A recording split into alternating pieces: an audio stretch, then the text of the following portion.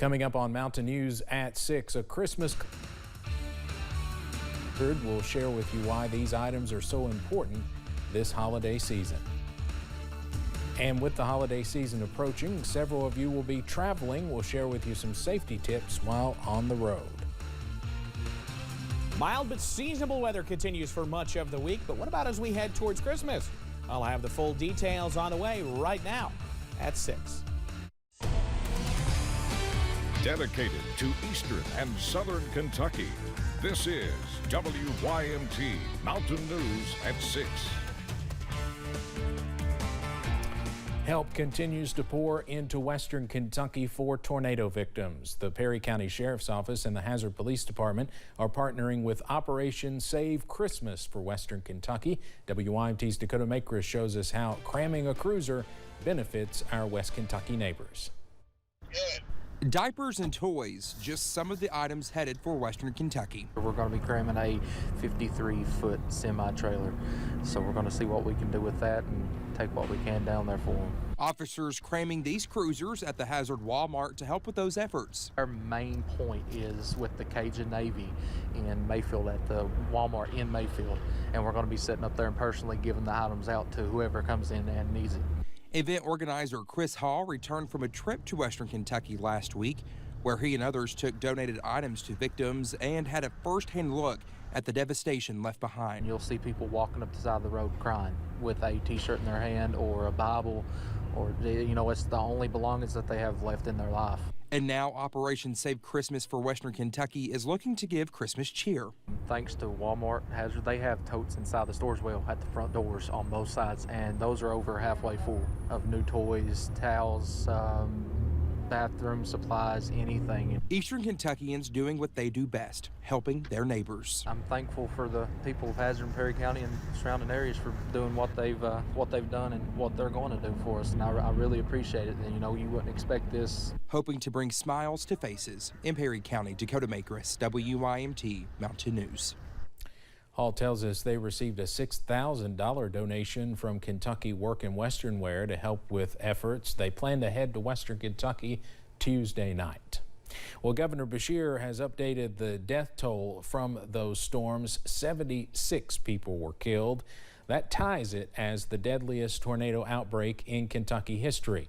The governor says it will be a long process for families in Western Kentucky to rebuild, but he is warning families also to look out for people trying to take advantage of the disaster. We need to get the word out that these individuals are posing as FEMA representatives, American Red Cross workers, insurance adjustments, contractors for debris removal, or general contractors, when all they are miserable human beings that are trying to take from people who don't have anything to take. Some strong words there from the governor. When it comes to the looting, Attorney General Daniel Cameron says it will not be tolerated and the full force of the law will be brought against anyone who tries to take advantage of Kentuckians. The National Weather Service confirmed today that several tornadoes touched down in central Kentucky more than a week ago during an outbreak that devastated much of western Kentucky. The NWS was in Madison and Garrett counties this morning. In Madison County, EF1 tornadoes took roofs off homes, destroyed barns, and toppled trees.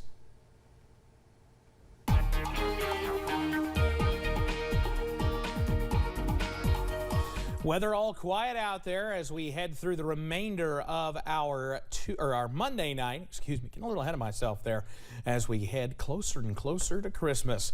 You see what we're dealing with on the interstate this afternoon and evening. I-75 at London. It's been a peaceful day, at least weather-wise, around the area. Those cars moving a little more congested a little bit. We saw that earlier, especially on our Corbin camera not too long ago. US 119 at Pine Mountain, a peaceful evening there as well as we head past the sunset hour. Low 40s out there for most of us, even a few upper 30s already sneaking in. It's 38 Irvin in Middlesboro, 39 Jacksboro, and 37 in Monticello, and check out Wise at 34. That's still a few degrees warmer than we were this time yesterday, thanks to the sunshine we saw today helping warm us up just a little bit more. A few clouds trying to sneak in the far south, but those should stay at bay. Some of us could get down in those mid to upper 20s overnight with appropriately chilly conditions under partly cloudy skies. I'll have the latest on when we finally could see some warmer weather returning coming up in just a bit. Steve? Evan, thank you. Several crashes to tell you about tonight. The first here in Perry County. Officers reported a crash with people injured this afternoon on Highway 15 South. The highway was shut down for a brief time, but is now open again. No word on how many people were injured or how many cars were involved. Troopers are investigating a single car crash that killed one person in Pike County. That one happened on Saturday night on US 460 in the Shelbyana community. Troopers say 44-year-old Virgil Allen's car went off the road and hit a culvert. The coroner pronounced the Pikeville man dead at the scene. Another deadly car crash in Pike County yesterday morning. Police say that crash happened in the South Williamson community. 48-year-old Wendell Rife of Belfry was killed. Police say Rife drove his truck off the road, hit a guardrail, and went over an embankment. And we now know the identity of the person who died Friday night after they were hit by a car in Pike County. Troopers say 86-year-old Arthur Looney of Goody was hit by a Ford F-150 while traveling south on US 119. That accident happened near the Walmart there. Troopers are still working to learn more about what led to the incident. Well, the holiday season is one of the busiest times of the year, and Kentucky's roadways are no different, with hundreds of thousands of drivers traveling to visit family and friends. WYMT's Jordan Mullen spoke to police, fire, and EMS in Pike County about driving safely this season, as well as raising awareness about driving sober during Drunk and Drugged Driving Prevention Month. Christmas is nearly here, and roadways will be getting busy. Everybody needs to be a little more vigilant on the roadways during the holidays because there are a lot more families driving. The Pikeville Police Department and Pikeville Fire Department are raising awareness on being safe on Kentucky's roadways this season with the traditional tips, but are also raising awareness in a different way. December is Drunk and Drugged Driving Prevention Month, and officials are warning the public of the dangers of driving while under the influence. Being able to have a few drinks around the holidays responsibly, there is nothing wrong with that, but people tend to overdo it sometimes, and it puts them in terrible situations, but not just them. It puts their family and their loved ones in a terrible situation. Drinking or doing drugs before driving could land you in jail or potentially take someone's life. It's always impacting somebody's family, whether it be theirs or somebody they don't know. A lot of times it deals with the kids, and that's always hard for us on scenes, is trying to make sure that everybody's taken care of while dealing with somebody that may be under the influence. So be kind this holiday season. You're not only affecting yourself, but also the people that may be traveling just to get somebody to one place to another, whether it be for shopping or just going to visit a family member that they love and they cherish, and they want to make it there safely. Keep yourself, your family, and others out of harm's way by driving safely and drinking responsibly. In Pikeville, Jordan Mullins, WYMT Mountain News. Lieutenant Branham also says if you suspect someone of driving under the influence or see someone driving erratically, to call in a complaint to local authorities. A Perry County man is convicted on embezzlement charges. Attorney General Daniel Cameron announced the conviction this morning.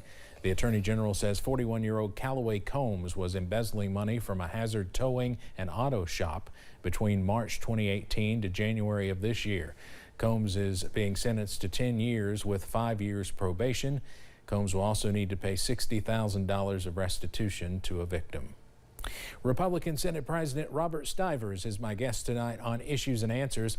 We had a wide-ranging discussion this afternoon, including the latest on tornado relief efforts in western Kentucky, the upcoming 2022 legislative session, his relationship with Governor Beshear, and his thoughts on the Omicron variant of COVID-19. So we're going to take all the necessary precautions. I'm not a believer in mandates, but I do believe that people should take the shots to protect themselves, to protect their families. You can watch Issues and Answers tonight at 7 on WYMT. An annual tradition celebrated another successful year of helping London area families. Each year, WJTE FM 98.5 partners with Laurel County Schools to identify families in need of a little extra help making sure Christmas is special. Families are paired with other families who handle Christmas shopping, and this year 60 children will have presents waiting under the tree. We partner with these people, and they're so gracious, all these people are, to go out and shop for these kids that they don't even know, may never see. It's a beautiful thing, really, because it's a blessing. The annual Stocking Stuffers event includes a party. WYMT's Zach Hawk was there learning about how these acts inspire communities and spread the Christmas spirit. We'll have that story at 11. The Pikeville Community Kitchen saw its share of visitors today for its annual Christmas giveaway, with cars circling Pikeville all afternoon and dozens of people lining the sidewalks to grab some gifts. WYMT's Buddy Forbes shows us how the community-supported program is supporting its community this Christmas. Here you go, honey. Happy bacon. Merry Christmas. Stop right here and he'll get you, okay? Bags of blessings. 3 on the neck. It's the season for being able to give something back, and that's what we're doing. The Pikeville Community Kitchen served up something seasonal Monday. Here you go.